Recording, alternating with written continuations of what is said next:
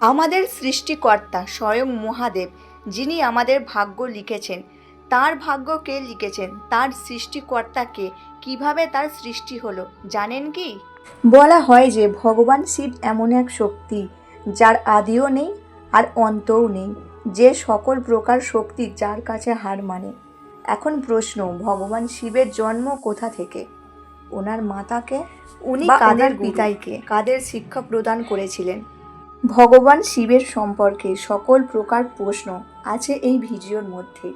ওনার মাতা পিতা বা ওনার গুরু, ওনার সৃষ্টির আরম্ভ কি থেকে, সকল প্রকার সৃষ্টির নিয়ন্ত্রণ ওনার কাছে। চলো জানা যাক ভগবান শিবের আসল রহস্য। পুরো ভিডিওটি দেখুন, ভিডিওটি স্ক্রিপ্ট না করে, যার কারণে আপনার সব উত্তর জানা যাবে। আসল রহস্য জানা যায় ভগবান শিবের শিব পুরাণ অনুসারে, যেখানে ভগবান শিবকে স্বয়ংভূ মানা হয়েছে, যার অর্থ ভগবান শিবের জন্ম স্বয়ং হয়েছিল। তাই সেখান থেকে এই ধারণা স্পষ্ট হয় যে ভগবান শিবের না মাতা আছে আর নাই বা পিতা আছে। এই কারণে ভগবান শিব পঞ্চতন্ত্রের থেকেও বড়, যে কারণে এনার মৃত্যু ভয়ও নাই, আর মৃত্যু কখনোই এনাকে স্পর্শ করতে পারবেন না। এবার বলা যাক বিষ্ণু পুরাণে বলা ভগবান শিবের জন্মে আর এক কাহিনী। বিষ্ণু পুরাণে বলা হয়েছে ভগবান বিষ্ণুর মাথা থেকে বেরোনো এক তেজস্বী থেকে ভগবান শিবের উৎপত্তি হয়, আর ওনার নাভি থেকে উৎপত্তি হয় এক তেজ পদ্মের উপর বিরাজমান স্বয়ং ব্রহ্মাদেবের জন্ম। আবার অন্যদিকে ভগবান বিষ্ণুর জন্মের ব্যাপারে বলা হয়েছে শিব পুরাণে। একবার ভগবান শিব হাঁটু ঘষছিলেন, সেই ময়লা থেকে ভগবান বিষ্ণুর জন্ম হয়। এর থেকেই জানা যায় আমাদের বিষ্ণু পুরাণ এবং শিব পুরাণে সম্পূর্ণ আলাদা তথ্য দেওয়া আছে। তাছাড়া ভগবান শিবের আর এক পৌরাণিক কথা খুবই প্রচলিত আছে লোকমুখে। শোনা যায় যে একবার ভগবান বিষ্ণু আর পরম ব্রহ্মাদেবের মধ্যে এই কথা নিয়ে বিতর্ক শুরু হয়েছিল যে এই জগৎ সংসারে সবচেয়ে বড় মহান কে। এই বিতর্কের মাঝে একটি লম্ব দিব্যজ্যোতি প্রকট হয়ে বলে, এই দিব্যজ্যোতির আদি ও অন্ত যে খুঁজে পাবে তাকেই এই জগৎ সংসারে মহান ও শ্রেষ্ঠ বলে ঘোষণা হবে। এই কথা শুনে ব্রহ্মাদেব ও বিষ্ণুদেবের মধ্যে ঝগড়ার অবসান হয় এবং ভগবান বিষ্ণু বরাহ রূপ ধারণ করে সেই থাম্বের নিচের অংশ খুঁজতে বেরিয়ে পড়ে।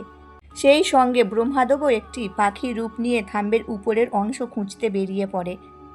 অনেকক্ষণ খোঁজার পরে কেউই সেই জ্যোতির্ময় থাম্বের শুরু ও শেষ খুঁজে পাননি। হার মেনে ফিরে আসে। তারপর ভগবান শিব নিজের রূপে ফিরে আসেন। তখন ভগবান বিষ্ণুদেব এবং ব্রহ্মাদেবও মেনে নেন মহাদেবী সব থেকে মহান এবং শক্তিশালী, এনার থেকে বড় শক্তি আর নেই। এর পাশাপাশি শিবপুরাণে বলা হয়েছে দিব্যজ্যোতির থামটি থেকে বোঝা যায় না ভগবান শিব জন্মেছিলেন, না কোনো শেষ আছে। এর জন্যই বলে তিনি স্বয়ংভূ, তিনি অমর। এবার কথা বলবো এমন এক ব্যাপারে যেটি সব থেকে বেশি প্রসিদ্ধ। ভগবান ব্রহ্মা ভগবান শিবের পিতা। কেনই বা শিব কিভাবে ব্রহ্মপুত্র রূপে জন্মগ্রহণ করেছিলেন? বিষ্ণু পুরাণে এক পৌরাণিক কথা অনুসারে জানা যায় স্বর্গ মর্ত পাতাল পুরো পৃথিবী যখন জলমগ্ন, তখন ভগবান বিষ্ণু ছাড়া কোনো দেবতা বা প্রাণী এই সংসারে ছিলেন না। শুধুমাত্র বিষ্ণু শেষ নাগের উপর জলে শুয়েছিলেন। সেখানে ওনার নাভি থেকে পদ্মের উপর ভগবান ব্রহ্মা প্রকট হয়। তখন ভগবান ব্রহ্মা ও বিষ্ণু জগৎ সংসারের নিয়ে কথা বলছিলেন। তখন ভগবান শিব প্রকট হয়। ভগবান ব্রহ্মাদেব তখন তাকে চিনতে অস্বীকার করে। এই কারণে ভগবান শিব রুষ্ট হয়। তাই ভগবান বিষ্ণু ওনার দিব্য দৃষ্টি প্রদান করে ব্রহ্মাদেবকে ভগবান শিবের কথা মনে করায় এবং ভগবান ব্রহ্মা নিজের ভুল বুঝতে পেরে মহাদেবের কাছে ক্ষমা চায়। ওনাকে পুত্র রূপে জন্ম নেওয়ার আশীর্বাদ চায়, যে কারণে ভগবান মহাদেব আশীর্বাদ দেন যে পুত্র রূপে ব্রহ্মার কাছে জন্মগ্রহণ করবেন। এরপরে ব্রহ্মাদেব যখন সৃষ্টি রচনা করছিলেন তখন তার একটি শিশুর দরকার পড়ে। তখন ভগবান শিবের দেওয়া আশীর্বাদের কথা মনে পড়ে এবং তপস্যায় বসে। তখন ভগবান শিব কাঁদতে থাকা ছোট শিশু রূপে প্রকট হয়, আর এটাই ছিল একমাত্র ভগবান শিবের বালক রূপ। কান্নার কারণ জানতে চাইলে বলে, আমার কোনো নাম নেই। তখন ব্রহ্মাদেব ভগবান শিবের নাম রাখেন রুদ্র, যার অর্থ কান্না। কোনো কান্না থামেনি দেখে দ্বিতীয় নাম রেখেছিল, তাও চুপ করেনি দেখে ব্রহ্মাদেব 108টি নাম দিয়েছিলেন।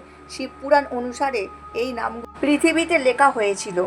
এরপর আসে শ্রীমৎ দেবী মহাপুরাণ। তা অনুসারে মাতা ও পিতার ব্যাপারে বলা হয়েছে। একবার যখন ভগবান নারদ ব্রহ্মাদেবকে প্রশ্ন করেছিলেন সৃষ্টির নির্মাতা কে করেছিল এবং ব্রহ্মাদেব বিষ্ণুদেব মহাদেবের মাতা কে, পিতাই বা কে, তখন ভগবান ব্রহ্মা নারদকে ত্রিদেবের জন্মের ব্যাপারে বলে। দেবী দুর্গা ও শিবস্বরূপ ব্যাখ্যার শক্তি থেকে ব্রহ্মা বিষ্ণু মহেশ্বরের জন্ম হয়েছিল, যার অর্থ প্রকৃতির রূপ নিয়ে মাতা দুর্গাই আমাদের মাতা আর ব্রহ্ম কালসদা শিব আমাদের পিতা। এর সঙ্গে শ্রীমৎ দেবী মহাপুরাণে ভগবান বিষ্ণু ও ব্রহ্মাদেবের একটি ঝগড়ার কাহিনীও পাওয়া যায়।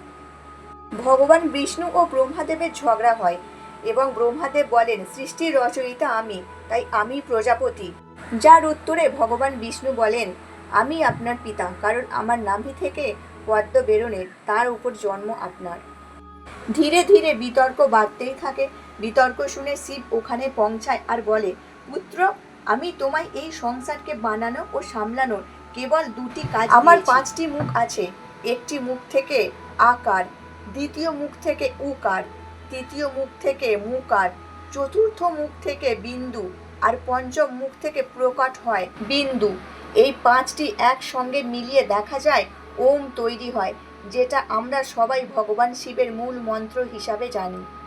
এগুলি জানার পর ভগবান ব্রহ্মা ও ভগবান বিষ্ণু বুঝতে পারে শিবের থেকে বড় এ জগৎ সংসারে কেউ নেই, আর দুজনে শিবকে প্রণাম করে চলে যায়।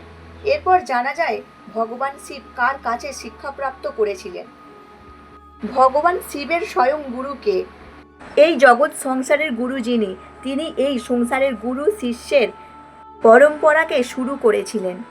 যদি প্রশ্ন হয় শিব কার গুরু ছিলেন, এটা জানা দরকার যে হিন্দু ধর্মের গ্রন্থ অনুযায়ী ভগবান শিব ও ব্রহ্মা এই সংসারের প্রথম গুরু ছিলেন এবং গুরু শিষ্য সম্পর্ক শুরু করেছিলেন।